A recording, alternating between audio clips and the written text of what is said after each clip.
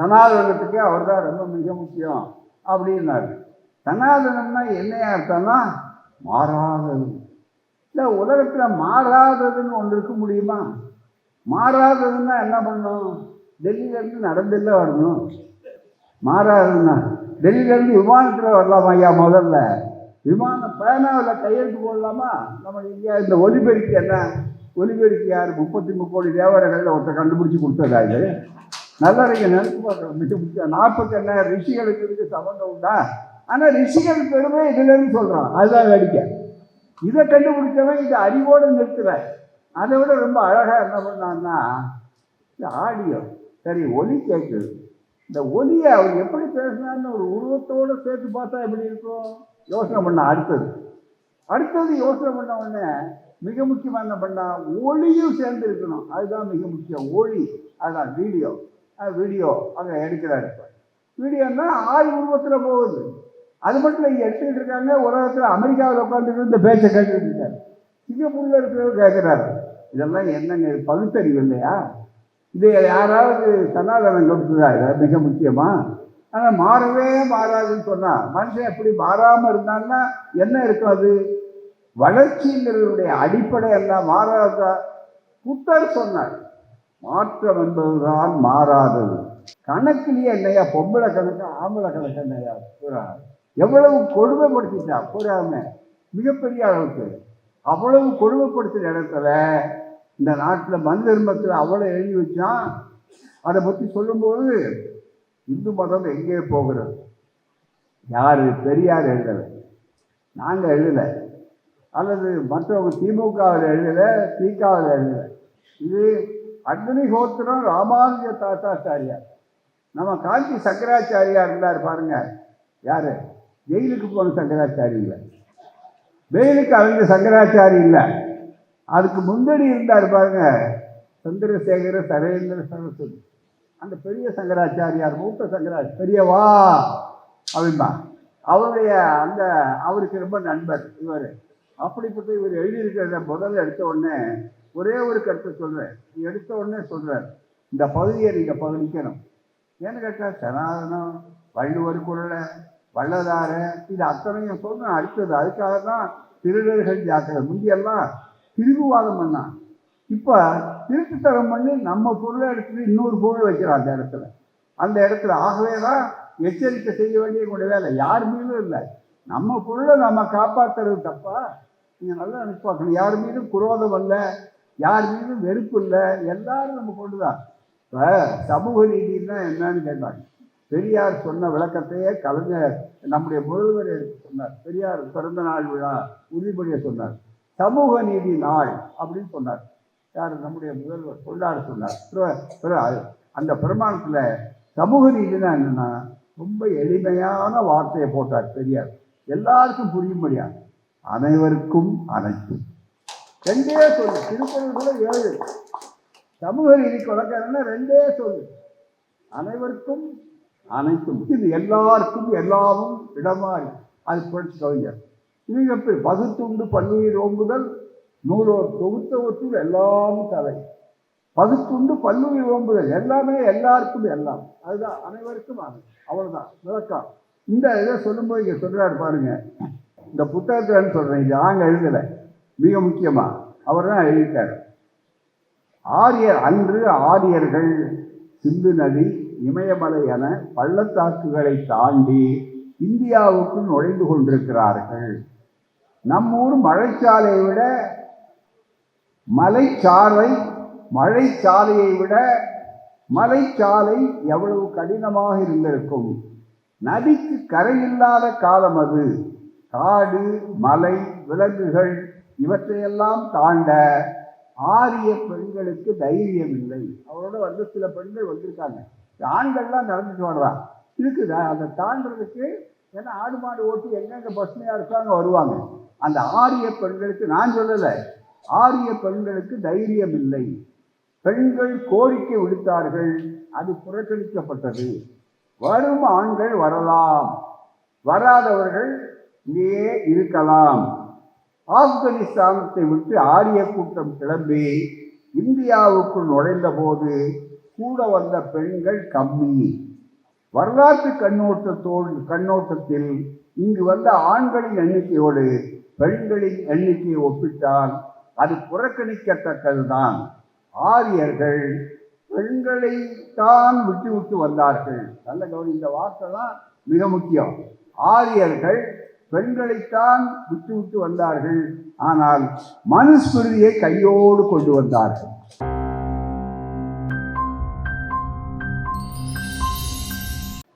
காஞ்சி மாநகரில்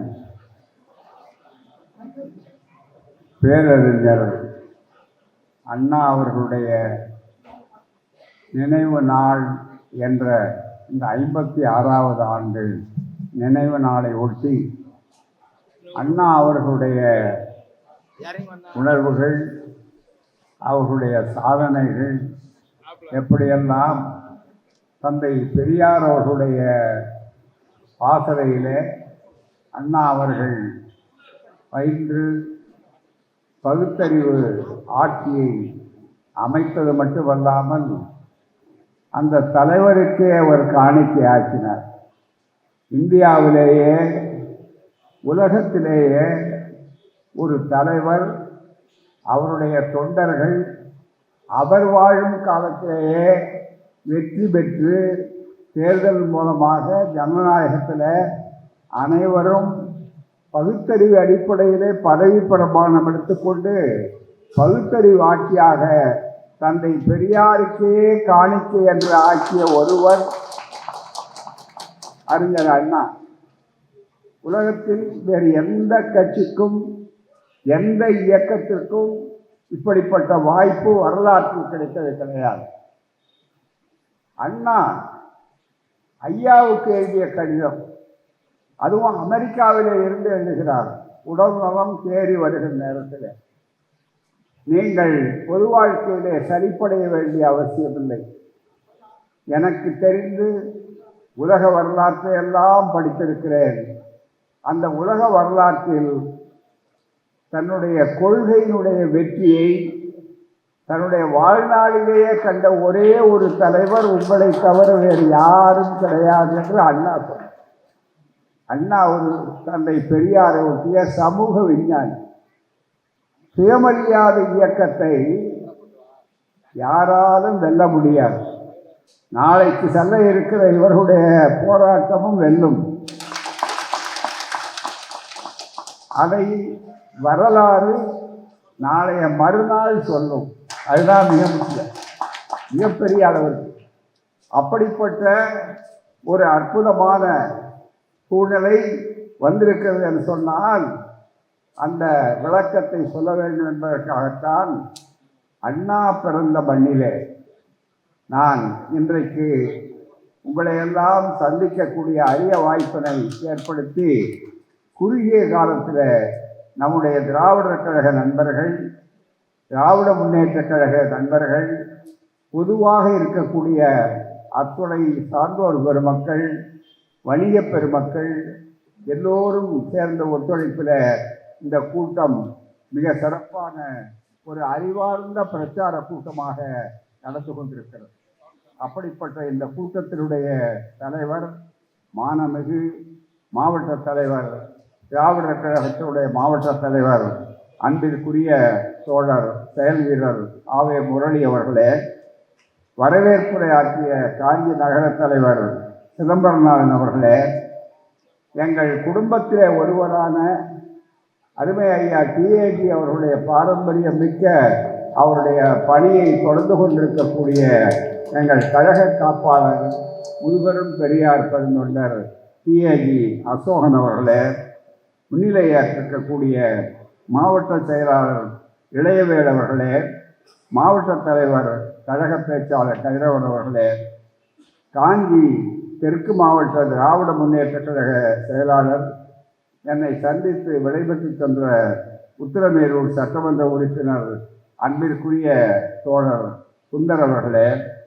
காஞ்சி சட்டமன்ற உறுப்பினரும் திராவிட மாணவர் கழகத்தினுடைய முன்னேற்ற கழகத்தினுடைய மாணவர் அமைப்பினுடைய துடிப்பு மிகுந்த செயல் வீரருமான அன்பிற்குரிய போராட்ட தலைவர் அதுவும் டெல்லி தலைநகரத்திலே சென்று அங்கே போராடுவதற்கு தயாராக ஆயத்தமாக இருக்கிற அன்பு தோழர் செயல் வீரர் CVM எழிலரசன் அவர்களே, மாநில ஒருங்கிணைப்பாளர்கள் ஒருத்தநாடு குணசேகரன் அவர்களே, கழக அவைத்தலைவர் பன்னீர்செல்வம் அவர்களே, கழக துணை பொதுச் செயலாளர் பிரின்ஸ் அவர்களே, NRS பிரின்ஸ் பெரியார் அவர்களே, கழகத்தினுடைய அமைப்பு செயலாளர் ஊமை ஜெயராமன் அவர்களே, பேரன்பிற்கும் பெருமிதத்திற்கும் உரிய வணக்கத்திற்குரிய நகர மேயர் அருமை தோழர் மகாலட்சுமி யுவராஜ் அவர்களே, தலைமை செயற்குழு உறுப்பினர் எல்லப்பன் அவர்களே, காஞ்சி நகர திராவிட முன்னேற்ற கழக செயலாளர் TKV தமிழ்ச்செல்வன் அவர்களே, செய்யாறு மாவட்ட தலைவர் இளங்கோவன் அவர்களே, ராணிப்பேட்டை மாவட்ட தலைவர் லோகநாதன் அவர்களே, தாம்பரம் மாவட்ட தலைவர் முத்தையன் அவர்களே, மாநில இளைஞரணி துணை செயலாளர் அருண்குமார் அவர்களே, செங்கல்பட்டு மாவட்ட செயலாளர் தோழர் நரசிம்மன் அவர்களே, மாவட்ட துணை செயலாளர் மோகன் அவர்களே, மாவட்ட இளைஞரணி அமைப்பாளர் கோவிந்தராஜ் அவர்களே, மாவட்ட மகளிர் அமைப்பாளர் ரேவதி அவர்களே, மாவட்ட பகுத்தறிவாளர் கழக செயலாளர் ஸ்ரீதர் அவர்களே, மாநகர பகுத்தறிவாளர் கழக பொறுப்பாளர் சின்னத்தம்பி அவர்களே, வாலாஜாபாத் ஒன்றிய அமைப்பாளர் தோழர் செல்வம் அவர்களே, குருபெரும் நாத்திகவாதி பகுத்தறிவாளர் திராவிட முன்னேற்ற கழகத்தை சார்ந்த அருமை தோழர் நாத்திகம் நாகராஜன் அவர்களே, கழக காப்பாளர் வீரபத்தன் அவர்களே, சோழங்கநல்லூர் மாவட்ட தலைவர் தோழர் பாண்டு அவர்களே மற்றும் திராவிட முன்னேற்ற கழகத்தினுடைய பகுதி செயலாளர்கள் தோழர்கள் திலகர், வெங்கடேசன், தசரதன், சந்திரு, மாவட்ட இளைஞரணி அமைப்பாளர் மற்றும் யுவராஜ் அவர்களே, மாநில வர்த்தக அணி துணை செயலாளர் VS ராமகிருஷ்ணன் அவர்களே மற்றும் நன்றியுரை கூற இருக்கக்கூடிய தோழர் இளம்பரி அவர்களே, ஏனைய அனைத்து இயக்கங்களை சார்ந்த விடுதலை சிறுத்தைகள் கட்சியுடைய முக்கிய பொறுப்பாளர்களாக இங்கே வந்திருக்கிற எமது 3வது குழலாக இருக்கக்கூடிய அருமை தோழர்களே, நன்றி. உங்கள் அனைவருக்கும் என்னுடைய அன்பார்ந்த வணக்கம். இந்த காஞ்சி மண்ணிலே அறிஞர் அண்ணா அவர்களுடைய நினைவு நாளிலே இங்கே வந்து அவருடைய சிறப்புகளை பற்றி எடுத்து சொல்வது என்பதோடு மிக முக்கியமாக தந்தை பெரியார் வழியில் அண்ணா அவர்கள் என்ன பணி செய்தார் சொன்னால், இந்த சமுதாயத்தில் இருக்கக்கூடிய அத்துணையும் அண்ணா அவர்கள் பெரியாரிடமிருந்து கற்றுக்கொண்டது மட்டுமல்ல, பெற்றுக்கொண்டது மட்டுமல்ல, மக்களுக்கு அதை சிறப்பாக விளக்கி சொல்வதையே தன்னுடைய கொள்கையாக கொண்டார். அது குறிப்பாக என்னை பொறுத்தவரையில் நான் இன்றைக்கு அண்ணா அவர்களுடைய நினைவு நாளிலே கலந்து கொள்ளும்போது எத்தனையோ எண்ணங்கள் உணர்ச்சி மயமாகும். காரணம், என்னுடைய பொது வாழ்க்கையில் இயக்கத்தில் என்னை ஈடுபடுத்தி என்னுடைய ஆசிரியர் திராவிடமணி அவர்கள் என்னை முதல் முறையாக ஒரு பள்ளி சிறுவனாக இருந்த நேரத்தில் இது மாதிரி மேஜை மீது ஏற்றுத்தான் பேச வைத்தார். எந்த ஆண்டு? 1943. எனக்கு அப்போது 10 வயது. எனவே 43 அதுவும் நான் சந்தித்த முதல் தலைவர். அதுக்கு முன்னாலே திராவிட நாடு பத்திரிகையின் மூலமாக எங்கள் ஆசிரியர் எங்களுக்கு திராவிட நாடு, அதனுடைய ஆசிரியர் அண்ணா என்றெல்லாம் இளையவர்களுக்கு இளமையில் கல் என்று சொல்வதைப் போல எங்களுக்கு சொல்லிக் கொடுத்திருப்பார். அதுக்கு அண்ணா அவர்களைத்தான் நான் முதல் முறையாக மேடையிலே சந்தித்த ஒரு வாய்ப்பு பெற்றவர். அதுக்கு பிறகு அடுத்துதான் ஐயாவை பார்த்தோம். 44 ஐயா, ஒரு 6 மாதத்தில். அதுவும் உங்களுக்கு வேடிக்கையாக இருக்குது. இளைஞர்கள் இளைய தலைமுறைகளுக்கு வரலாறு தெரியணும் என்றால் இன்றைக்கு யார் யாரே அதுதான் உணர்றான். பைத்தியங்கள்லாம் நிறைய இருக்குது தமிழ்நாட்டில். அந்த பைத்தியங்களுக்கு வைத்தியங்கள் செய்கிறத விட அந்த பைத்தியங்களையே காட்டி வியாபாரம் பண்ணலான்னு ஊடகங்களும் இருக்கிறார்கள். அதுதான் மிக முக்கியம். ஆகவே அப்படிப்பட்டவர்களுக்கு எல்லாம் சூழ்நிலை இந்த வரலாற்றை சொல்லணும். 1944 ஐயா அதுவும் அண்ணா அவர்களை 43 நான் மாணவனாக சந்திக்கிறேன். உங்களுக்கு எப்பவுமே இளைய காலத்தில் இளமையில் கல்வின்னு சொல்லுவதுடைய நோக்கமே முதல்ல பதிவு போனால் அது மறக்கிறதே இல்லை, அந்த பதிவுகள் வராது போராது. அந்த பழைய சம்மதங்கள்லாம் அப்படியே இருக்கும். வயதாகி தடுமாறுறவர்களுக்கு கூட புதுதாக வந்தவர்களை பற்றி தான் புது நிகழ்வுகளுக்கு தான் தடுமாறு ஏற்படுமே தவிர பழைய நிகழ்வுகள்லாம் தடுமாற்றம் ஏற்படாது. அதுதான் மனோ தத்துவம், அதுதான் மிக முக்கியம். அப்படி வரும்போது 43 மேஜர் ஏற்றி என்ன விடுறாங்க. அதுவும் எந்த கூட்டம் உங்களுக்கு ஆச்சரியமாக இருக்கும். ஐயாவிடம் விடுதலை ஆசிரியராக இருந்து அவருடைய அனுமதியோட வாழ்த்துக்களோட இங்கே வந்து திராவிட நாடு பத்திரிகை ஆரம்பிக்கிறார் அண்ணா 42. அப்போது ஐயா ஒரு அறிக்கை கொடுக்குறாரு. திராவிட நாடு பத்திரிக்கை பார்த்திங்கன்னா பழைய திராவிட நாட்டில் முதல் பக்கம் ஐயா கையெழுத்தோடு இருக்கும், பூராமை தோழர்களுக்கு அப்படின்னு.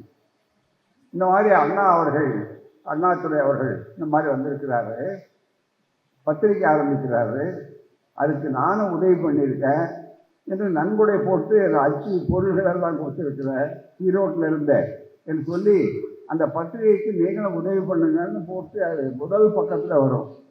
அந்த அடிப்படையில் எங்களுடைய ஆசிரியர் திராவிடமணி அவர்கள் எங்களை எல்லாம் அழைத்து அவர் அந்த காலத்தில் அண்ணாவுக்கு பண முடிப்பு கொடுத்தார். அந்த கூட்டம் தான் நான் முதல்ல கடலூரில் பேசுகிற கூட்டம். எங்கள் ஊரில் மேஜர் மீடியாவுக்கு அண்ணாவை திராவிட நாடு பத்திரிகையில் நாங்கள் சொல்லிக் கொடுக்குறாரு எங்கள் ஆசிரியர். பல வாரங்கள் சில வாரங்கள்லாம் படிச்சிருக்கோம். முழுமையாக எனக்கு புரிஞ்சதுன்னு சொல்ல முடியாது. அண்ணா ஆசிரியர் சொல்ல புரிஞ்சுக்கிறோம் மாதிரி தலைவர் இந்த அமைப்பு அப்படின்னு சத்தமாக படிக்காமல் அண்ணாவுடைய நடையை படிப்போம் திராவிட நாடு பத்திரிகையில் பூராமே. அப்படிப்பட்ட அண்ணாவுக்கு நிதி கொடுக்குறோம் அந்த கூட்டம் என்று சொல்லி அண்ணாவுக்கு நிதி கொடுத்தாங்க. டிபிஎஸ் பொன்னப்பா, இங்கே காஞ்சிபுரம் தோழர்களுக்கு தெளிவாக தெரியும் பூராமே. டிபிஎஸ் பொன்னப்பா கூட வர்றார், பொன்னம்பலனார் வர்றார். இவங்கெல்லாம் அந்த கூட்டத்தில் சொல்கிறாங்க. பொன்னம்பலனாருக்கு பேர் அந்த காலத்தில் என்னன்னா ரொம்ப வேகமாக பேசுவார். போட்மெயில் பொன்னம்பலம்னு பேர் பூராமே. அவ்வளோ வேகமாக பேசுவார். போட்மெயில் தான் ராமேஸ்வரம் போகிற வண்டி. அந்த காலத்தில் அது இணைக்கும் சிலான்னு போகும்போது. ஆகவே தான் போட்மெயில்னு அந்த படகோட போய் தனுஷ்கோடி வரையில் போய் அப்புறம் சேருவாங்க. அவரெல்லாம் பேசினார். டிபிஎஸ் சொன்னப்போ அண்ணாவோட கூட வருவார், அவ்வளோதான், பேச மாட்டார். அதில் மேடையில் பேசினப்போ நாங்கள் கொடுத்த பணம் எவ்வளோ கேட்டால் அவங்களுக்கு ஆச்சரியம், இதுக்காக எவ்வளோ பெரிய ஆவணம்னு நினைப்பாங்க. 112 ரூபாயும் 10 காசு. ஆனால் அன்னைக்கு 112 எவ்வளவு 80 ஆண்டுகளுக்கு முன்னால். அதுதான் மிக முக்கியம். அதான் பண முடிப்பு. இதை வாங்கிறதுக்கு அண்ணா வர்றார். 2 மணி நேரம் 3 மணி நேரம் பகுத்தறிவு பிரச்சாரம் அங்கே பூராமே. மிக முக்கியமாக எனக்கு நல்ல ஞாபகம் இருக்குது. உடனே அண்ணா பேசுனதெல்லாம் அந்த காலத்தில் எனக்கு நல்ல ஞாபகம் இருக்குது. மனசில் சின்ன வயசாக இருந்தாலும் ரொம்ப ஆச்சரியமாக இருக்குது. ஒன்று பஜனை படம், மார்கழியில் பக்தர்களாகி நீங்கள் இங்கே பாலம் தட்டிட்டு போகிறீங்க, எத்தனை தூரம் எவ்வளோ தூரமோ பண்டரிபுரம் பாட்டு பாடிட்டு போவார். எத்தனை தூரமோ பண்டரிபுரம் நீங்களாம் பாட்டு கேட்டிருப்பீங்களா நம்ம தெரியாது உங்களுக்கு.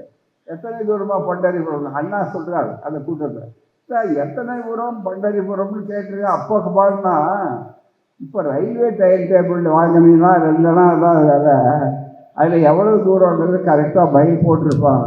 நீ இவ்வளோ தூரம் தொண்டை வரையில் கட்ட வேண்டிய அவசியம் இல்லை.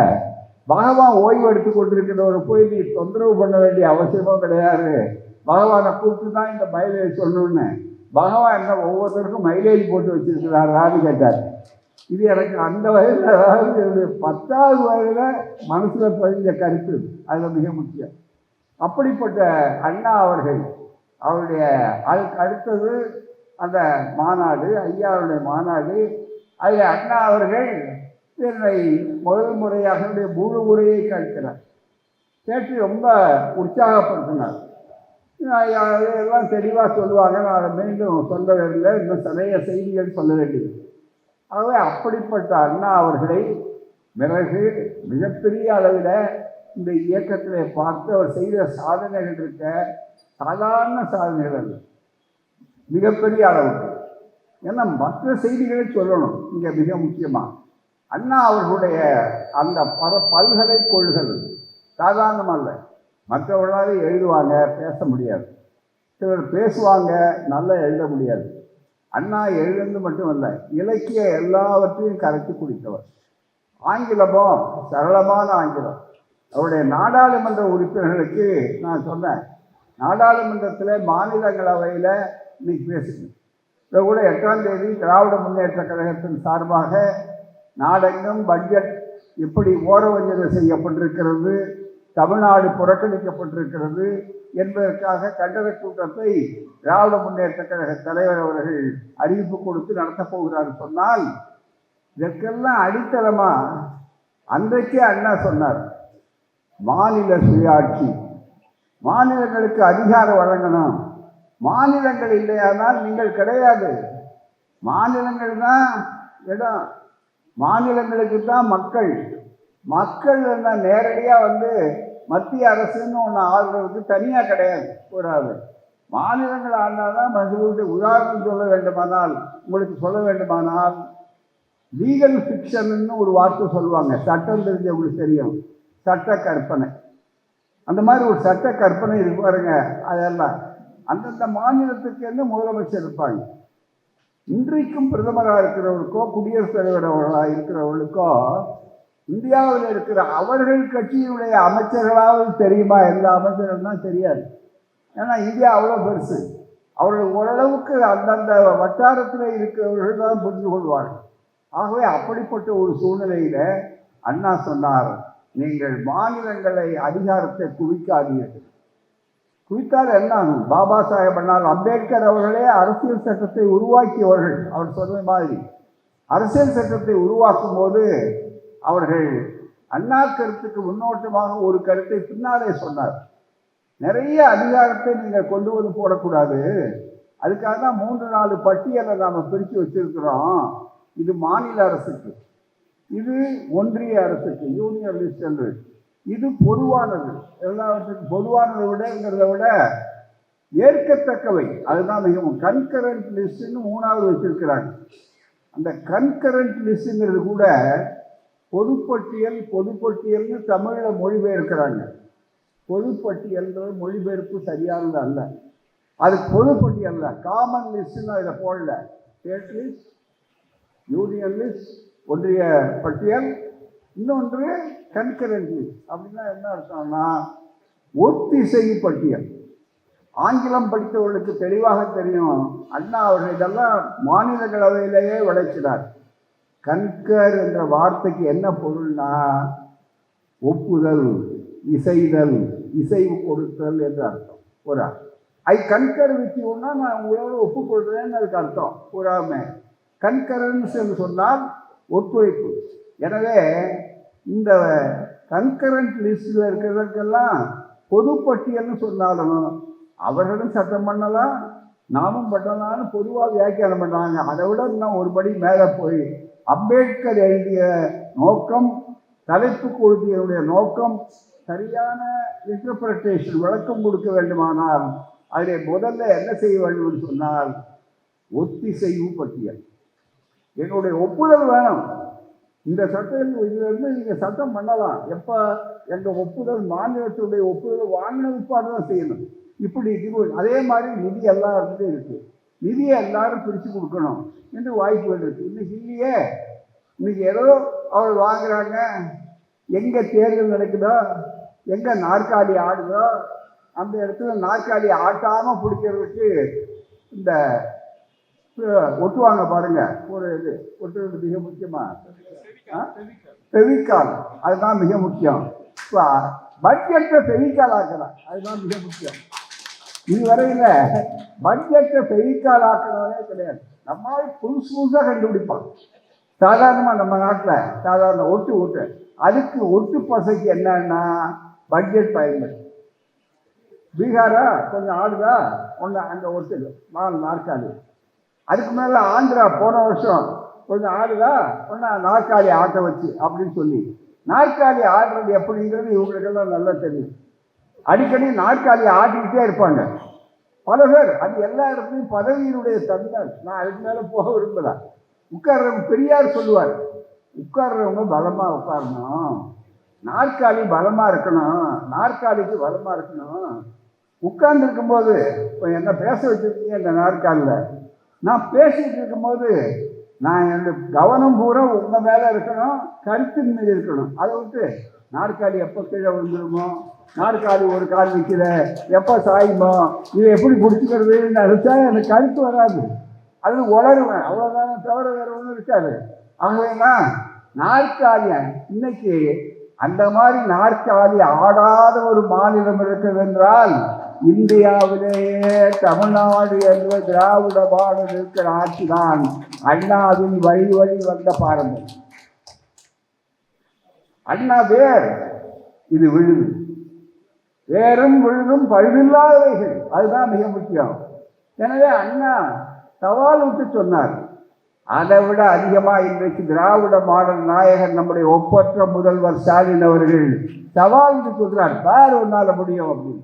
எத்தனை இடங்கள் அண்ணா அதுக்கு வழி. அண்ணாவை பார்க்கும்போது அண்ணா எல்லாவற்றுக்குமே தந்தை பெரியார் வழியில சிந்தித்தவர். அதனால சொன்னார், எதையும் தாங்கும் இதயம் வேண்டும். எதையும் தாங்குவான், நீ இந்த சும்மா இதெல்லாம் பண்ணிட்டு போக விட்டுட்டு ஓடுவோன்னு நினைக்காத. உன்னை ஓட்டுற வரையில நாங்கள் ஒன்றை ஓட்டுவோமே தவிர நாங்கள் ஓட மாட்டோம். அதுதான் மிக முக்கியம். மக்களை தூங்குற மக்களை தட்டி எழுப்புவோம். அதுக்கு தான் இந்த மாதிரி கூட்டம். ஏன் சொல்லி எங்கள் வேலை அதுதான். அது இந்த கருப்பு சட்டக்காரன் இருக்கான அவர் ரொம்ப வித்தியாசமான, இவங்களுக்கெல்லாம் கொஞ்சம் சட்டமன்றத்தில் போய் அதை செய்யணும். எங்கள் வேலை கோடி ரூபா கொடுத்தா கூட நாங்கள் சட்டமன்றத்துக்குள்ளே போக மாட்டோம். சட்டமன்றத்துக்கு என்ன இருக்குது, உள்ளாட்சி மன்றத்துக்கே போக மாட்டோம். மிக முக்கியமாக வேறு வெறுப்பு இல்லை, யார் அங்கே உட்காரணுமோ அவங்க உட்காரணும். எங்கள் வேலை, நான் முதல்வர் வைத்து கொண்டே சொன்னேன், எனக்கு 90வது வயதுன்னு சொன்னாங்க, இப்போ 92 வயதுன்னு சொல்கிறாங்க, அவ்வளோதான், வேறு ஒன்றுமே இல்லை. நான் அதை நினச்சதே இல்லை. உங்களை பார்க்கும்போது வயது என்ன இருக்குது, இன்னும் குறைச்சி இருந்தாலும் ரொம்ப நல்லது தான், அது ஒரு சந்தேகமே இல்லை. எனக்கு ரொம்ப மிக முக்கியமாக அந்த உணர்வு இந்த இயக்கம் தந்திருக்கிறது, நீங்கள் தந்திருக்கிறீர்கள், மக்கள் தந்திருக்கிறீர்கள். இதை விட இன்னும் அதிகமாக எனக்கு இந்த உற்சாகத்தை எனக்கு இல்லை, எனக்குன்னா திராவிட கழக தோழர்களுக்கு, எனக்குன்னா பொதுமக்களுக்கு, உணர்வு போராட்ட காலத்தில் இருக்கிறவர்களுக்கு, நாளைக்கு போராட போகிறவர்களுக்கு எல்லாருக்கும் சேர்ந்து என்ன அந்த உணர்வுகள்னு சொன்னால், அதை விட இந்த உணர்வுகளுக்கு அடித்தளம் யாருன்னா முக்கியமானவர்கள் நம்ம இணை எதிரிகள். அந்த எதிரிகளை அடிக்க பந்து என்ன பண்ணும், எழுப்பும். அடிக்க உள்ளே போகாது. மிக முக்கியமாக அப்படிப்பட்ட ஒரு அற்புதமான விஷயத்தை தான் சொன்னார். அண்ணாவுக்கு உடல்நலம் சரியில்லை. ஆனால் அடுத்த சங்கதி இருக்குது, நிறைய திருடர்களை பற்றி பேச வேண்டியிருக்கு மிக முக்கியமாக, அதுக்கு அடுத்து வர்றேன். அதனால் முன்னாடி சில புத்தகங்கள் இருக்குது, அதை வாங்குங்க, அது ரொம்ப சுருக்கமாக இருக்கும். அண்ணா அவர்கள் முதல்ல உடல்நலக் குறைவாக வர்றார். எப்படிப்பட்டவர்கள், பெரியாரிடம் பயின்றவர்கள் இருக்காரு, அது சாதாரணம் இல்லை. எல்லாரும் நினைப்பாங்க. அப்போ இந்த 90 வயதில் அந்த வரும்போது சொல்கிற செய்தியை சொல்லணும். எனக்கு பாராட்டியெல்லாம் முதல்வர் பேசுகிறார். அப்போ நான் சொன்னேன், சென்னை கலைவாணர் இருக்கிறேன், எங்கள் வேலை உள்ளே போகிறதில்லை. நாங்கள் போய் எல்லாரும் எத்தனை இடம்னு கேட்பாங்க. நாங்கள் எத்தனை இடம்னு கேட்கறதில்லை, எல்லா இடமும் எங்கள் இடம் தான். அப்போ ஏன் எத்தனை இடம்னு கேட்கணும், அதுதான் அத்தனை இடமும் எங்கள் இடம். ஏன்னா இந்த ஆட்சி நிலைக்கணும், கூட்டணி ஆட்சி இருக்கணும். இந்தியாவிலே இந்த கூட்டணியை அசைத்து பார்க்க முடியாத அளவுக்கு இருக்கு. என்னென்னவோ பண்ணி பார்க்குறான், வித்தைகள்லாம் பண்ணி பார்க்குறான். இன்னும் சில பேர் சூன்யம் வைக்கலாமான்னு பார்க்குறான். இன்னும் சில பேர் இன்னும் வித்தியாசம் வேண்டுதான். எங்கள் வரலாறே வித்தியாசமான வரலாறு.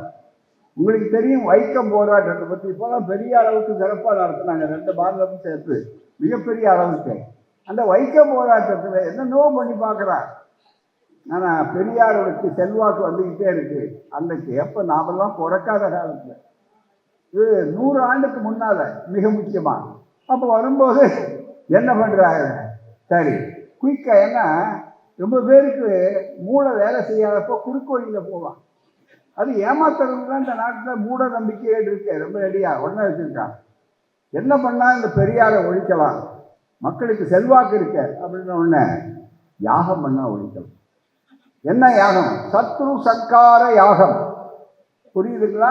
சத்ருன்னா விரோதி, சங்காரம்னா அழிக்கிறது. அதுக்காக யாகம். அந்த யாகம் ஒன்று செஞ்சு மந்திரமெல்லாம் சொன்னால் அதில் எல்லாருக்கும் நம்பூதிரி ஐயர்களெல்லாம் கூப்பிட்டு கேரளத்தில் பார்ப்பனர்களுக்கெல்லாம் ஏராளமாக கொடுத்தா உடனே மிகப்பெரிய அளவிற்கு அந்த ஒரு பூதம் கிளம்பும்.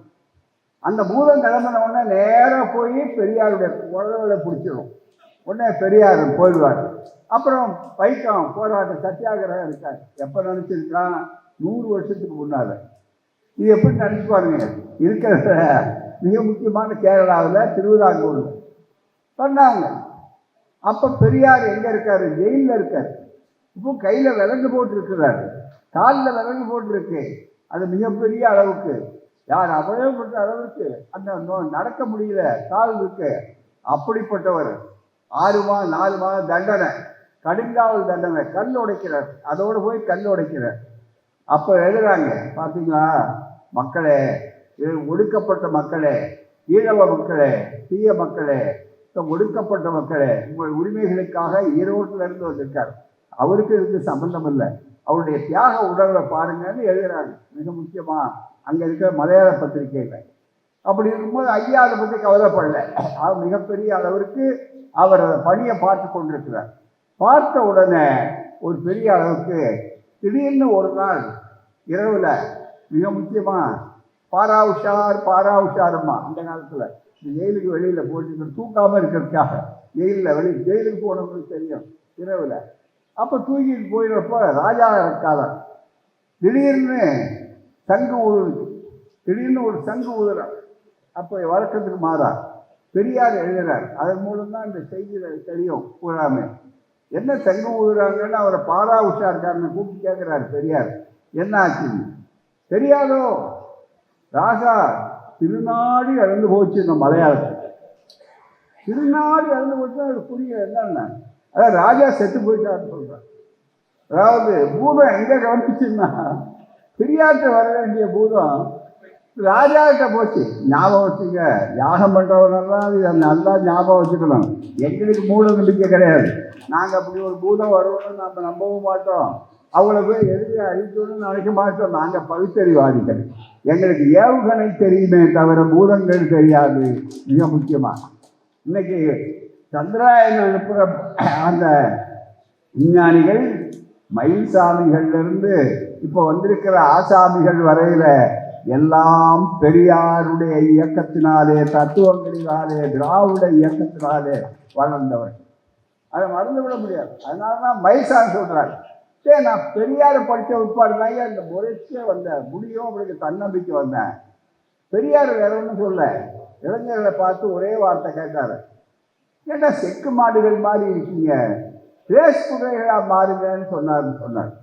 செக்கு மாடு சுற்றி சுற்றி வரும், ரேஸ் குதிரைன்னா வேக வேகமாக போகும். ஆகவே ரேஸ் குதிரைகளாக மாறுங்கன்னு பெரியார் கேட்டார். உன் அறிவு என்ன சொல்லுது, சிந்திச்சு பார் அப்படின்னாரு. அப்போ தான் சொன்னேன், ஏன் தண்ணியிலேன்னா அந்த சந்திராயன் மேலே போகலாம் அப்படின்னு எனக்கு அந்த துணிச்சலை கொடுத்தது எதுன்னா பெரியாருடைய தத்துவங்கள் தான் எனக்கு துணிச்சலை கொடுத்ததுன்னு சிங்கப்பூர் நாட்டில் போய் பேசுகிறேன். இன்றைக்கி நான் எவ்வளோ பெரிய விஞ்ஞானியாக வந்திருக்கேன், என் கூட இத்தனை விஞ்ஞானிகள் வந்திருக்கிறாங்க. இப்போ வந்திருக்கிறார் ஒருத்தர் புதுசா. அத்தனை பேரும் இன்னைக்கு சந்திராயன் வேலை ஏவுகணைகளை விடுறாங்க. இவ்வளோ பெரிய அழிவு காலம் இன்னைக்கு. ஆகவே மிக முக்கியமாக நாங்கள் இந்த உணர்வுகளை எல்லாம் நன்றாக நினைத்து பார்க்கணும். அப்படிப்பட்ட ஒரு இயக்கம் இந்த இயக்கம். அந்த இயக்கத்தை மிரட்டுறதுக்காக என்ன பண்ணாங்க, அண்ணா உடல்நலக்குறைவு ஏற்ற அமெரிக்காவுக்கு போயிட்டு தமிழ்நாடு என்று பெயர் வைக்கிற அந்த நிகழ்ச்சியில் பேசுகிறார். கேட்குறேன் இல்லை அந்த அந்த உரையை கேட்குறப்ப அண்ணாவுடைய உடல் நல்லா குன்றி இருக்கு. அப்போ சொல்லிட்டு அந்த அந்த எல்லாரும் உணர்ச்சி பூர்வமாக இருக்கும். இன்றைய கலைவாணர் அரங்கம், அன்றைக்கு பாலர் அரங்கம், அந்த எல்லாரும் கூட்டம் நடக்குது. நாங்கள் உட்கார்ந்து கேட்டுக்கொண்டிருக்கிறோம். இப்போ அண்ணா ஒரு வார்த்தை சொன்னார். என்ன அந்த வார்த்தை சொன்னார்னு சொன்னார் நண்பர்களே, சுருக்கமாக ஒரே ஒரு வார்த்தையை சொன்னார். நான் இந்த அங்கே அமெரிக்காவுக்கு போயிருக்கிற போது இங்கே சில முயற்சிகள் கேள்விப்பட்டேன். என்னவென்றால் இந்த ஆட்சியை தானே இவர் தானே செய்கிறார். 30 சாதனைகள் இந்த ஓராண்டு காலத்தில் நான் என்னுடைய ஆட்சி செய்திருக்கிறது. அண்ணா சொல்லுகிறார். முப்பெரும் சாதனை. ஒன்று, தாய் திருநாட்டுக்கு தமிழ்நாடு என்று பெயர் வைக்கிறேன். சுயமரியாதை திருமணங்கள் சட்டப்படி செல்லும். நடந்த திருமணங்களும் செல்லும், நடக்க இருக்கிற திருமணங்கள் செல்லும். சுயமரியாதை திருமணம் சட்டப்படி செல்லும்னா என்ன அர்த்தம்? மிக முக்கியமாக நம்ம மக்களுக்கு மானமும் ஈனமும் உரிமையும் கொடுத்தது அண்ணா. பெரியார் வழியில் அண்ணா இல்லைன்னா சுயமரியாதை திருமண உரிமையே கிடையாதுட்டானே. சூத்திரனுக்கு திருமண உரிமை கிடையாது. அதுதான் மிக முக்கியமான அடிப்படை. திருமண உரிமை கிடையாது அவர்கள். பின்ன என்ன? அதனால் அவர்களுக்கு பிறந்த பிள்ளைகள் திருமண உரிமைன்னா 7 அடி சப்தப்படி எடுக்கணும். அதுதான் வழக்கறிஞர் இருந்தாங்கள்லாம் தெரியும். அது இப்போ எழுதலாம், நான் 7 அடி எடுக்கணும், அதில் அந்த சுற்றி வரணும். அது வரலன்னா சட்டப்படி செல்லாது. அது மாதிரி தான் செல்லாதுன்னு சொல்லி தலைமுறையாக செல்லாது. ஆனால் திராவிட கழகத்துக்காரர்கள், கருப்பு சட்டைக்காரர்கள், பகுத்தறிவாதிகள், திராவிட இயக்கத்தவர்கள் எவ்வளவு தெளிவுபடுத்தவர்னா, உன் சட்டத்தை பற்றி எனக்கு கவலை இல்லை, பெரியாருடைய ஆணையும் பகுத்தறிவும் தான் எனக்கு மிக முக்கியம் என்று கருதி பல்லாயிரக்கணக்கான திருமணங்கள் நடந்தது. அண்ணா ஆட்சிக்கு வந்த உடனே சுயமரியாதை திருமணங்கள் சட்ட வடிவம் செல்லும். அதுவும் ஐயாவுடைய ஒப்புதலோட சாட்சி நான் இருக்கிறேன். மிக முக்கியமாக இடத்துல கொடுத்து சரியா இருக்கா, ஐயா விரும்புகிற மாதிரி திருத்தங்களோடு வந்துதா அப்படி கேட்குறாரு. எந்திரிச்சு மிக சட்டமன்றத்தில் அதை அன்றைக்கு நான் காட்சி எழுந்தேன். ஆக எத்தனையோ வாய்ப்புகள், எத்தனையோ எண்ணங்கள். அது மிகப்பெரிய அளவிற்கு சுயமரியாதை திருமணம் செல்லும். இன்றைக்கு மொழியை திணிக்கிறாரு பாருங்க. இன்றைக்கு சமஸ்கிருதம் ஒரு பதவீதம் கூட பேசாத ஒரு இடத்துல இன்னைக்கு இவ்வளோ ஆயிரக்கணக்கான படத்தை கொட்டி கொடுத்து எல்லாம் நடக்கிறான். வெறும் கருமாதி வந்திருக்க தவிர ஒரு பயனும் அதில் இல்லை. மிகப்பெரிய அளவுக்கு பேச்சு வழக்கில் கிடையாது. அந்த மொழியில் இருக்கக்கூடிய இந்தி மொழி அதுதான் ஆட்சி. அண்ணா 3 சொன்னார். சுயமரியாதை திருமணம் சட்டப்படி செல்லும். ஓராண்டு கால சாதனையில் என்ன ஆட்சி? ஓராண்டில் முப்பெரும் சாதனை. 2வது என்ன? அடுத்தபடியாக என்ன என்று சொன்னால், மிக முக்கியமாக தாய் திருநாட்டுக்கு தமிழ்நாடு என்று பெயர். 3வது இருமொழி கொள்கை தான். இந்திக்கு இங்கே வேலை இல்லை, தமிழ் ஆங்கிலம், இவ்வளோதான். இன்னைக்கு இதை அப்போ சொல்லிவிட்டு அண்ணா சொன்னார், இந்த இடத்த நல்லா கவனிக்கணும். நீங்கள் அண்ணாவுடைய பெருமையை சொல்லணும் என்று சொன்னால், அண்ணாவுடைய ஆற்றல், அண்ணாவுடைய அரசியல் நுண்ணறிவு, அரசியல் சாதுரியம் ஆனால் எவ்வளவு சிறப்பானது என்பதற்கு அடையாளம்னா இந்த 3ஐயும் சொல்லிவிட்டு சொன்னார். இந்த முப்பெரும் சாதனைகளை இந்த என்னுடைய ஆட்சி செய்திருக்கிறது. உடல்நலம் குன்றிய நிலையிலே பேசுகிறார். அப்போது சொன்னார், என்னுடைய ஆட்சியை கலைக்க வேண்டும் என்று டெல்லி நினைக்கிறார். முடியுமா என்று நான் சவால் விட மாட்டேன். உங்கள்கிட்ட அதிகாரம் அந்த இடத்து குடிச்சு வச்சிருக்கீங்க, முடியும்னா நீங்கள் என்ன வேணாலும் செய்வீங்க. ஆனால் ஒரே ஒரு செய்தி, நீங்கள் எங்கள் ஆட்சியை கலைக்கலாம். கலைச்சிட்டு இந்த 3 பெரும் சாதனைகள் செஞ்சிருக்கிறோம்ல, தாய் திருநாட்டுக்கு தமிழ்நாடு என்று பெயர், அதே மாதிரி சுயமரியாதை திருமணத்துக்கு சட்ட வடிவம், அதே போல இருமொழி கொள்கை, நாம் இல்லாத போதெல்லாம் செய்தால் இதையெல்லாம் மாற்றிடணும் நாம் அப்படின்னு நினைத்து கொண்டு மாற்றணும்னு உத்தரவு போடுறதுக்கு நீங்கள் இந்த தயாராகிடுவீங்க. என்ன உங்களுக்கு அதிகாரம் வந்த உடனே. ஆனால் ஒரு கண நேரம் யோசிப்பீர்கள், சரி நடத்தா நாம் இப்போ மாற்றணும்னா மக்கள் நம்ம என்ன செய்வாங்க, நம்ம நிலை என்ன ஆகும் அப்படின்னு நினைத்த உடனே ஒரு வகையான அச்சம் உங்களை ஒழுக்கும். அண்ணா சொன்ன வார்த்தை, ஒரு வகையான அச்சம் உங்களை ஒழுக்கும். அந்த அச்சம் உங்களை எவ்வளவு காலம் ஒதுக்குகிறதோ அவ்வளவு காலமும் அண்ணாதுரைதான் இந்த நாட்டை ஆளுகிறான் என்று பொருள். இந்த அரசியல் விளக்கம் இருக்க இந்தியாவிலேயே உலகத்தில் யாருமே கொடுக்கல. துணிச்சரா ஆட்சியை சாதனைகளை செய்துவிட்டு பயப்படல. அதுதான். ஏன்னா பதவி என்பது அவர்களுக்கு ஒரு பெரிய, அதான் அண்ணா சொன்னார் பாருங்க, பதவி என்பது இருக்கிறத அது மேல் துண்டு, இவ்வளோதான். மிக முக்கியமாக பதவிங்கிறது மேல் துண்டு. பதவி இருக்கும், அதனால தான் நாங்கள் மானமிகுன்னு போடுறோம். மாண்புமிகு எப்போ வேணாலும் வரும், எப்போ வேணாலும் போவோம். ஆனால் மானமிகு ஒரு தடவை வந்துட்டா அது போகவே போகாது. அதனால தான் கலைஞர் சொன்னார், ரொம்ப புரிஞ்சுக்கிட்டு, மானமிகு சுயமரியாதைக்காரன். ஒரே வார்த்தை. கலைஞர் சொன்னதுடைய நோக்கம் சுயமரியாதைக்காரையா நான், அப்புறம் தான் மற்ற பகுதி. உங்களை ஒரே வரியில் விமர்சித்துக் கொள்ளுங்கள். செய்தியாளர் கேட்கிறார், கலைஞர் ஒரே வரியில் சொல்றாரு. அதுதான் ஆற்றல். இந்த மாதிரி இருக்கக்கூடிய இந்த இயக்கத்தினுடைய அடிக்கட்டுமான அவ்வளவு பலம் எந்த கொம்பனாலும் அசைத்து விட முடியாது. எந்த கூலிகளை விட்டு நீங்கள் பேசி விட முடியாது. நன்றாக மக்கள் உணர்ந்திருக்கிறார், காலம் தலைமுறையாக.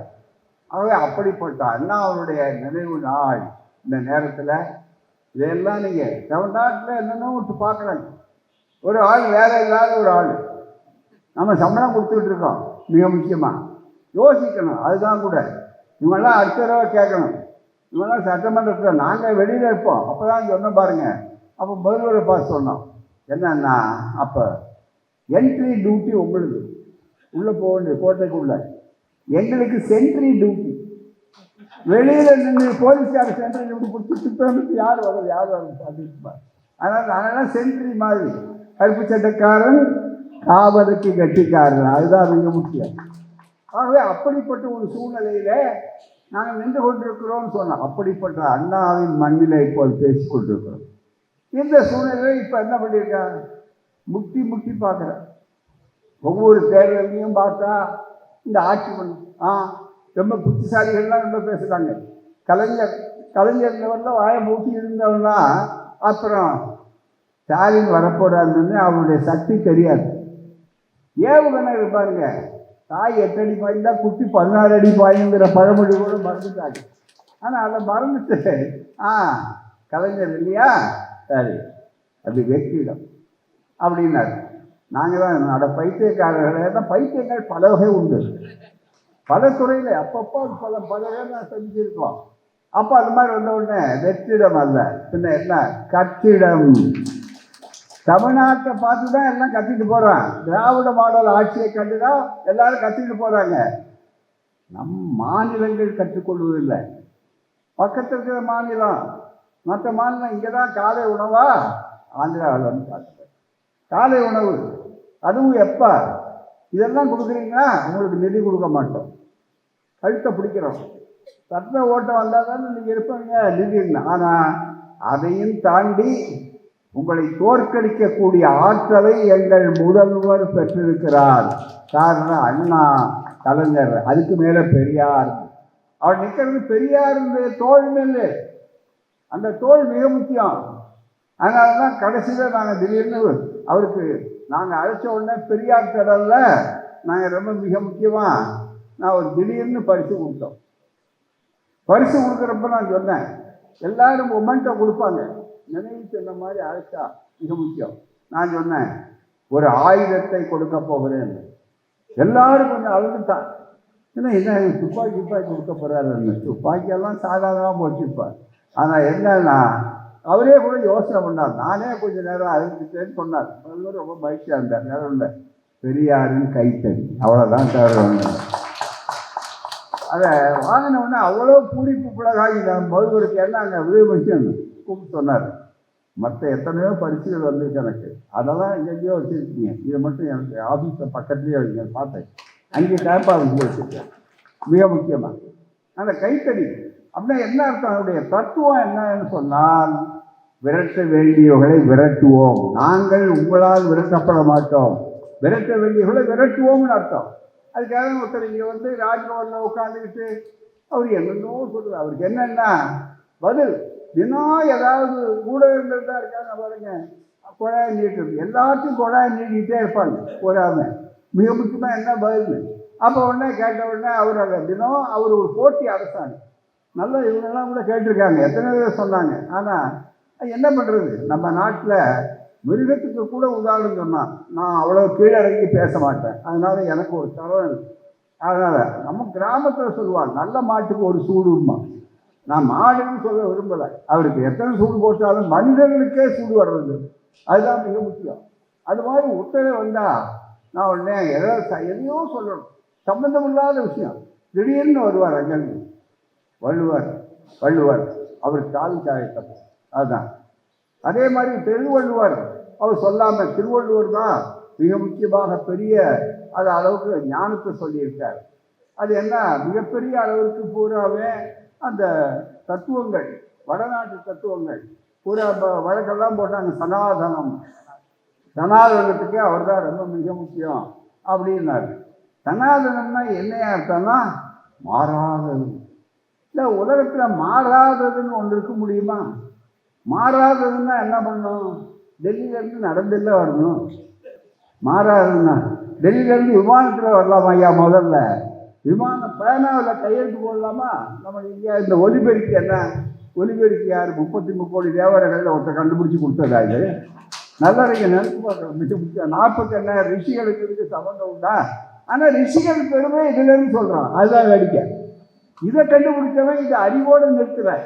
அதை விட ரொம்ப அழகாக என்ன பண்ணான்னா, இந்த ஆடியோ சரி ஒலி கேட்குது. இந்த ஒலியை அவர் எப்படி பேசினான்னு ஒரு உருவத்தோடு சேர்த்து பார்த்தா எப்படி இருக்கும்? யோசனை பண்ண.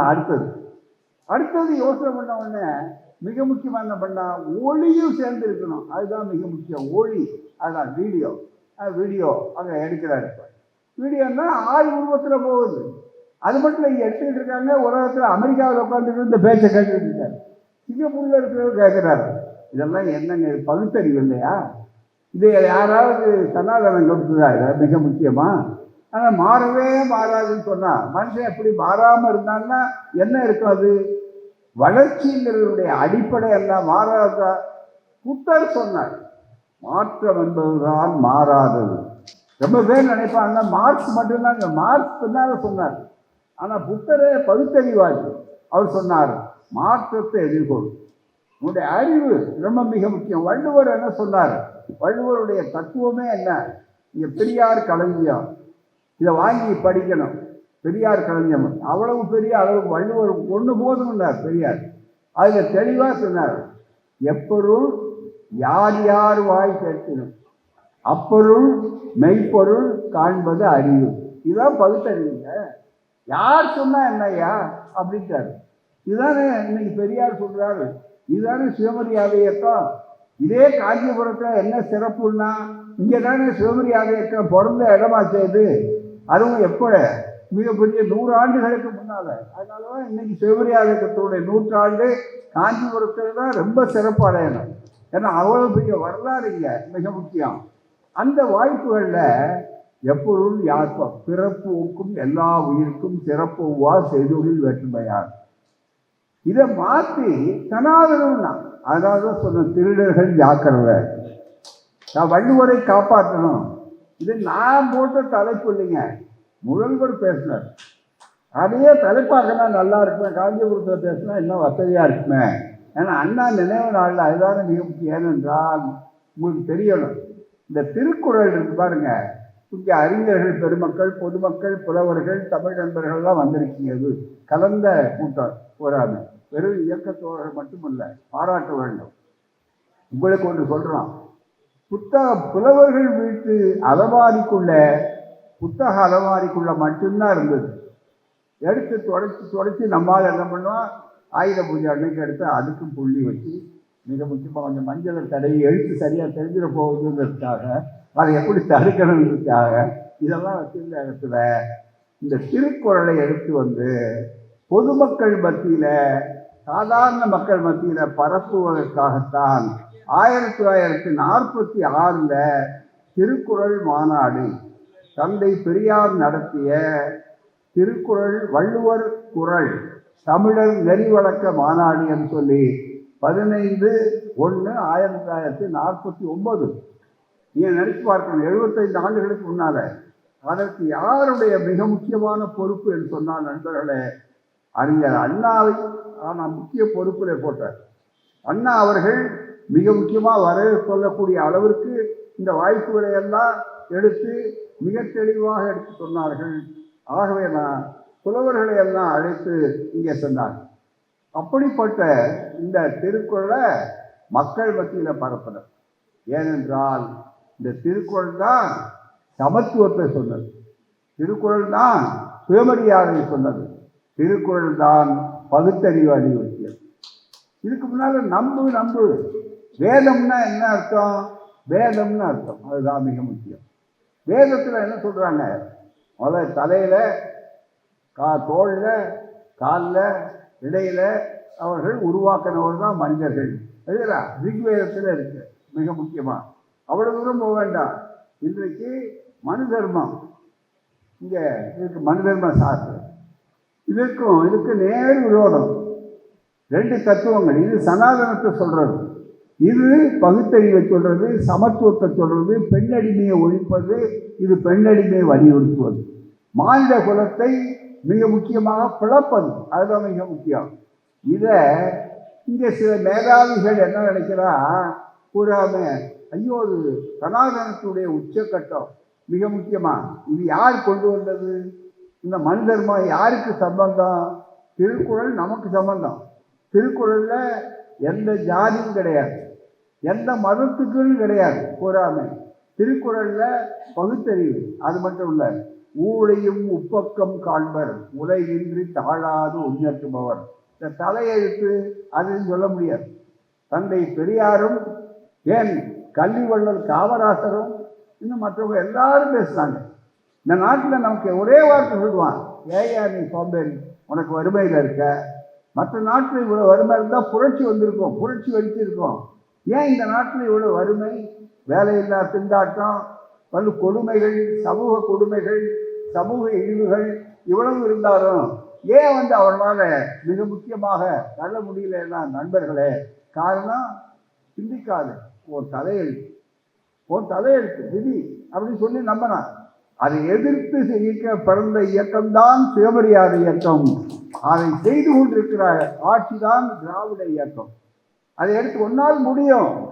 தன்னம்பிக்கை, சுயமரியாதைன்னா தன்மானம், தன்னம்பிக்கை, இதை உருவாக்குவதற்கு. அதனாலதான் இன்னைக்கு எல்லாரும் படிச்சிருக்காங்க.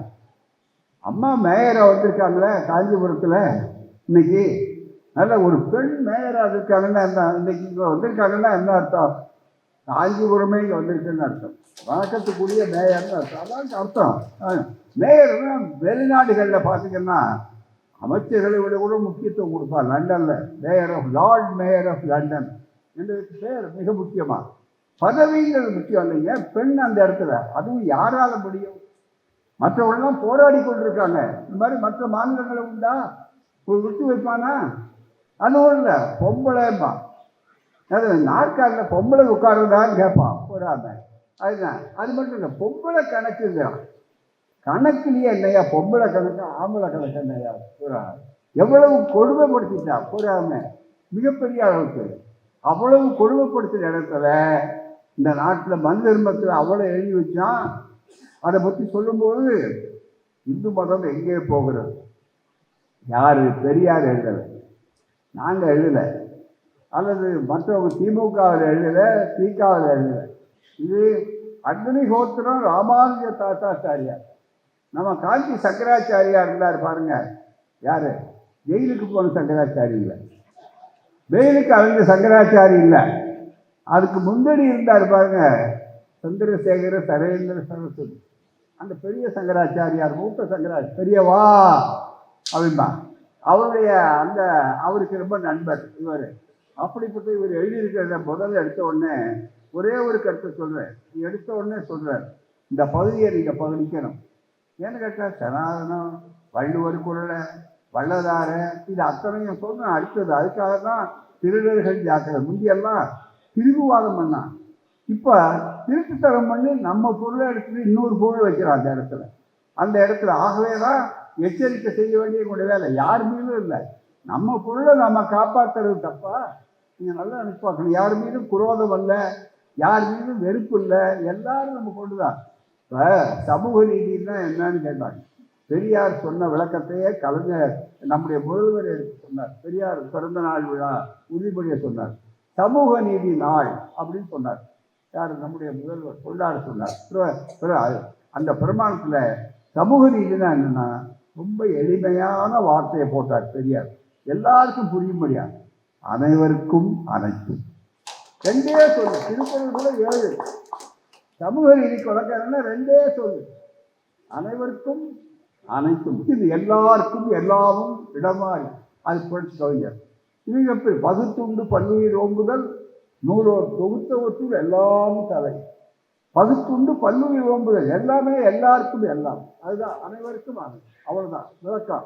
இந்த இதை சொல்லும்போது இங்கே சொல்றாரு பாருங்க, இந்த புத்தகத்தில் சொல்றேன், இது நாங்கள் எழுதலை, மிக முக்கியமா அவர் தான் எழுதிட்டார். அன்று ஆரியர்கள் சிந்து நதி, இமயமலை என பள்ளத்தாக்குகளை தாண்டி இந்தியாவுக்குள் நுழைந்து கொண்டிருக்கிறார்கள். நம்மூர் மழைச்சாலையை விட மழைச்சாலையை விட மலைச்சாலை எவ்வளவு கடினமாக இருந்திருக்கும். நதிக்கு கரையில்லாத காலம் அது.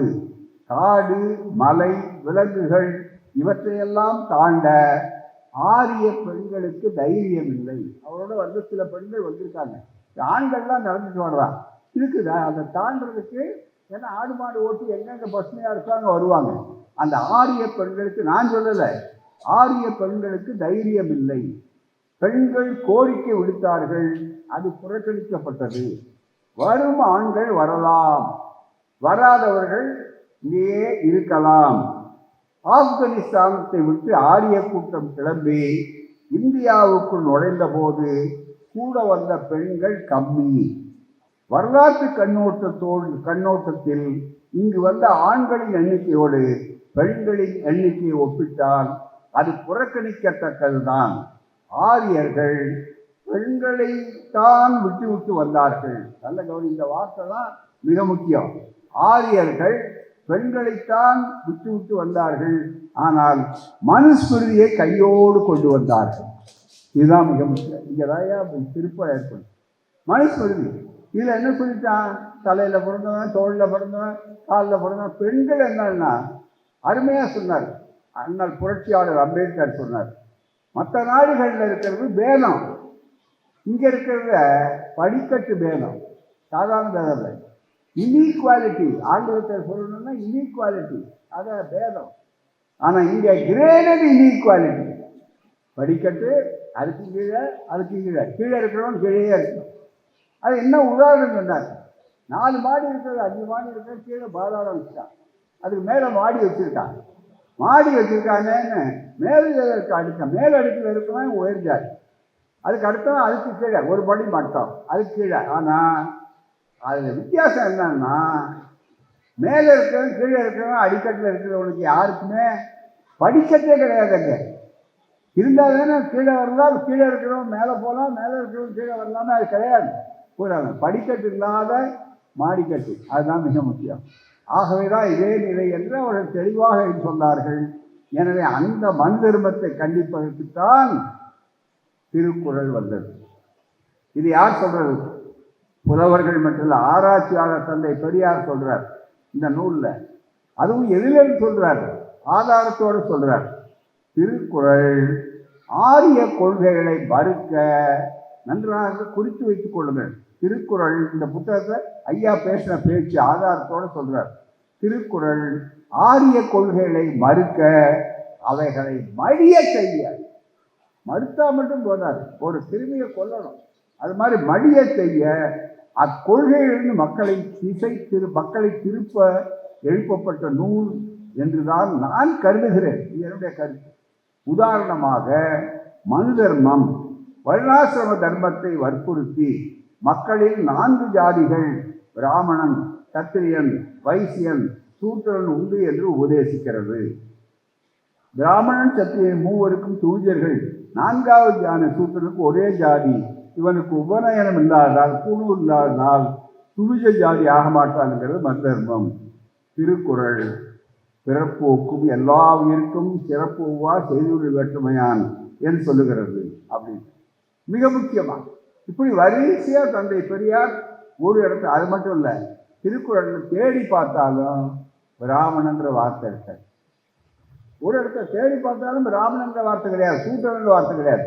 ஆனால் பார்ப்பான்ங்கிற வார்த்தை, பார்ப்பான் மரப்பினும் ஓதி கொடலாகும், பார்ப்பான் பிறப்பொழுக்கம் குற்றக்கெடும் அப்படி. ஏன்னா அந்த சமுதாயத்தில் ஏற்பட்ட வாய்ப்புகள் என்னென்னா இருக்குது. எனவே சுட்டி காட்டுகிறார் மிக முக்கியமாக. எனவே இதை கொண்டு போய் சனாதனம்னா என்ன அர்த்தம்? சனாதனத்துடைய தத்துவமே ஜாதி, வர்ணாசிரம தர்மம். அதை யாரும் கை வைக்க முடியாது, அது காலங்காலமாக நிரந்தரமாக இருப்பாங்க. நிரந்தரங்கிறது அதுதான் சொல்கிறான், நோய் நிரந்தரம்னு. இதெல்லாம் சொல்லிக்கொண்டு இந்த திருக்குறள் சரி, அதுக்கு எதிரானதுன்னு பிரச்சாரம் ஆயிடுச்சு இல்லை, மக்கள் மத்தியில் வந்தாச்சு இல்லைங்க. இது பரவிடக்கூடாதுங்கிறதுக்காக இப்போ என்ன பண்ணுறோம், இதுக்கு வந்து காவி சாயம் அடிச்சாங்க. திருக்குறளுக்கு காவி சாயம், திருக்குறளுக்கு மிக முக்கியம். சரி, அதை விட்டு கொஞ்சம் விட்டா சம்பந்தமே இல்லாமல் திடீர்னு வடலூருக்கு போகிறாரு. ஏன்னா அவர் வேலை இல்லை பாருங்க. இங்கே வந்து சட்டசபைக்கு வந்தாருன்னாலும் வாக்கிங் நடத்தணும்னா அவர் சட்டசபைக்கு வர்றார். நடைபயிற்சிக்கே சட்டசபைக்கு தான் வர்றார். ஆமாம், வந்தார் போகிறார். அரசியல் சட்டத்துக்கு இவ்வளவு நேர் விரோதமாக நடக்கிற ஒரு ஆளுநரை அமைப்பு வைத்து கொண்டிருக்கிற ஒரு மோசமான ஆட்சி வேறு இருக்கவே முடியாது. மிக முக்கியமாக இது மிக நன்றாக நினைத்து பாருங்கள். இது ஒரு புத்தகம், பெரியாரும் ராமலிங்கரும். வள்ளலார், அது 200 ஆண்டுகளுக்கு முன்னால் வந்த வள்ளலார் அவர்கள் முதல்ல என்ன பண்ணார், அவரும் எல்லாரும் மாதிரி மூட நம்பிக்கை, எல்லாரும் இந்த கடவுள் நம்பிக்கை, இந்த ஆச்சாரம் அனுஷ்டானம் இது அத்தனையும் இருந்து பார்த்தார். ஆனால் அவர் தான் மலேசியில் உணர்ந்தார். மிக முக்கியமாக என்ன உணர்ந்து அதோட பாருங்க, நான் உணர்ந்த உடனே வள்ளலார் சொன்னார். அவரை போய் சனாதனத்துடைய மிக முக்கியமான உச்சக்கட்டம் வள்ளலார் அப்படின்னா வள்ளலாரை சொல்லலாமா? அப்போ என்ன செய்கிறாங்க, யாரெல்லாம் நம்ம மக்களுக்கு நல்ல ஒழுக்கம் சொன்னார்களோ, யாரெல்லாம் சமத்துவம் சொன்னார்களோ அவர்களெல்லாம் அழிக்கிறதுக்காக செய்கிறார். வேத நெறி ஆகமத்தின் நெறிய புராணங்கள், நல்ல கவனிங்க. வள்ளலார் புத்தகம், வடலூர் வள்ளலார். அதில் இன்னொரு கவனிக்கணும், வள்ளலாரும் மற்றவங்க மாதிரி முதல்ல மூட நம்பிக்கையில் தான் இருந்தார். 6ஆம் திருமுறைன்னு ஒன்று, இந்த 6ஆம் திருமுறைங்கிறது தான் வள்ளலார் முழுக்க உணர்ந்த காலகட்டம். அவர் உணர்ந்துட்டார். எப்படி தந்தை பெரியாரே முதல்ல நீதி கட்சிக்கு விரோதமாக தானே இருந்தார். அப்புறம் தானே அவர் பார்ப்பவருடைய சூழ்ச்சியை உணர்ந்தார். அது மாதிரி வள்ளலார் என்ன பண்ணார் முதல்லன்னா, முழுக்க அவர் அந்த பக்கத்தில் இருந்து எல்லாம் நம்பினார்.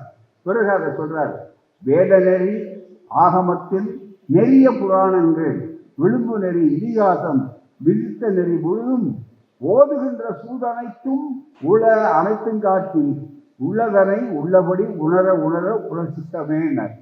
இவ்வளவு முதல்ல ஏமாத்தினாங்க ஐயா. ஜாதி கண்மூடி வழக்கமனா மண்மூடி போகனார்.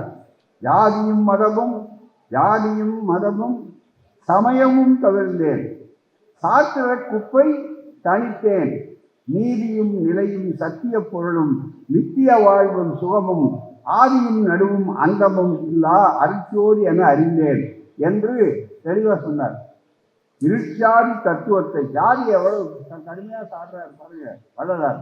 இருட்சாதி தத்துவ சாத்திர குப்பை இருவாயில் புன்சையில் எருவாய் போட்டு மறுச்சாதி சமயங்கள் மதங்கள் ஆச்சிரமம் வழக்கமெல்லாம் குழிகொட்டி மண்மூடி போகனார். மிக முக்கியம். இந்த மண் எதுக்கெல்லாம் பயன்படும் அப்படின்னா, இது மாதிரி எல்லாத்துக்குமே வந்து மிகப்பெரிய ஆள போகணும் அப்படின்னு. கொள்ளைவனை கூட்டுறவார் கூட்டியவள் சமய கூட்டம், எல்லாம் கொள்ளடிக்கிற கூட்டம் சொல்றார். கொள்ளைவினை கூட்டுறவால் கூட்டியவள் சமய கூட்டமும் அக்கூட்டத்தை கடவுகின்ற கலையும் கள்ளமுறு அக்கலைகள் காட்டியவள் கதியும் காட்சி தரும் கடவுளரும் எல்லாம் பிள்ளை விளையாட்டன நன்கு அறிவித்தனையேன்னாரு.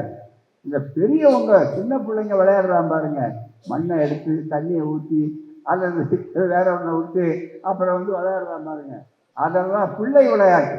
அதுதான் அதை பெரியவங்க விளையாட்டு. வேற ஒன்று திருவிழா தூக்கிறதெல்லாம் அது இந்த ஊரில் கேட்க வேண்டிய அவசியமே இல்லை. மிக முக்கியமாக இருக்கிற கடவுள் போதாலும் தண்ணிக்குள்ளே போயிடுறாரு அவர் பூராமே, தம்பருக்கு பதிலாக. அப்புறம் தண்ணியிலேருந்து வெளியே வர்றாரு. அதுக்கெல்லாம் பார்த்தீங்கன்னா இந்த ஊர் நெருக்கடி அது இது எல்லாம் எடுத்து எவ்வளோ வியாதி வரணுமோ அவ்வளோ. இப்போ கும்பமேளாவை பாருங்க, எல்லாருக்கும் மோட்டர் சுலபமாக கிடைக்கிற மாதிரி எவ்வளவு கொடுமைகள் நடக்குது. ஆகவே தான் அருமை நண்பர்களே, இந்த தத்துவங்கள் எல்லாம் பிறகு உணர்ந்தார்கள். பகுத்தறிவு என்பது இருக்கிறத நேற்று மனிதன் எப்படி இருந்தான் என்பதல்ல, ஆனால் இன்றைக்கு வருகின்ற அளவு எவ்வளவு நடக்குது. இப்போ புதுசாக எல்லாருக்கும் பயப்பட வேண்டிய விஷயம் செயற்கை நுண்ணறிவு, ஆர்டிஃபிஷியல் இன்டெலிஜென்ஸ் ஒன்று போட்டு A1ன்னு சொல்றது போதா AI பார்த்தா ரொம்ப பயமாக இருக்கிற அளவுக்கு ஒரு பக்கம் வளர்ச்சி அடையலாம், இன்னொரு பக்கம் வேகமாக நடக்குது. ஆளே இல்லாத அவ்வளோ பெரிய அறிவு காலத்தில் நம்மால் முக்கிக்கிட்டு இருக்கான். அதுதான் மிக முக்கியம். எனவே தான் நண்பர்களே, இன்றைக்கு சனாதனம்ங்கிற பெயராலும் மூட நம்பிக்கைங்கிற பேராலும் வளர்ச்சி தடுக்கப்படுகிறது. நமக்கு ஒன்றும் யார் மீதும் கோபம் இல்லை, அதனால தான் பலன்தான் மிகப்பெரிய அளவுக்கு. எனவே தான் அண்ணா சொன்னார், மூட நம்பிக்கைகளை ஒழிக்க வேண்டும். இளைஞர்களுக்கு அண்ணாவை அழைச்சி அண்ணாமலை பல்கலைக்கழகத்தில் பட்டதாரிகளை பேச சொல்றார், கான்வெகேஷன். அது சொல்றார், இளைஞர்களே, நீங்கள் பெரியாரின் பகுத்தறிவு ஆயுதத்தை ஏந்துங்கள் என்று அண்ணா சொன்னார். ஆகவே இந்த சனாதனம் என்பதும் அதை எடுத்து மிகப்பெரிய ஒரு அவரை கொண்டு போய் பகுத்தறிவாதியை போய் அவர் இப்படிப்பட்டவன், இன்னைக்கு பெரியாரையே திருப்பி சொல்லலான்னு ஒரு கூட்டம் கூலி கூட்டத்தை காலி கூட்டத்தை பயன்படுத்தக்கூடிய அளவுக்கு இருக்கிறார். எனவேதான் அண்ணா இந்த தத்துவங்கள், அதே மாதிரி அண்ணா வழியில் வந்த கலைஞருடைய ஆட்சியுடைய சாதனைகள், இன்றைக்கு அதே சாதனைகளை விரிவாக எடுத்து சென்று பல்வேறு எதிர்ப்புகளை எல்லாம் சொல்லி எதிர்நீச்சு அடித்துக் கொண்டிருக்கக்கூடிய சட்டங்கள், இது அத்தனைக்கும் என்னன்னா பகுத்தறிவு தான் அடிப்படையாகும். பகுத்தறிவை மனிதர்கள் என்றைக்கு இழக்கக்கூடாது, பகுத்தறிவுடைய மேன்மையை பரப்ப வேண்டும். அதுதான் அண்ணாவுடைய நினைவு நாளில் நாம் எடுத்துக்கொள்ள வேண்டிய உறுதி. அண்ணா வாழ்க, அண்ணா வளர்க, அண்ணா கண்ட ஆட்சியினுடைய ஆட்சி தொடர்க. நன்றி, வணக்கம்.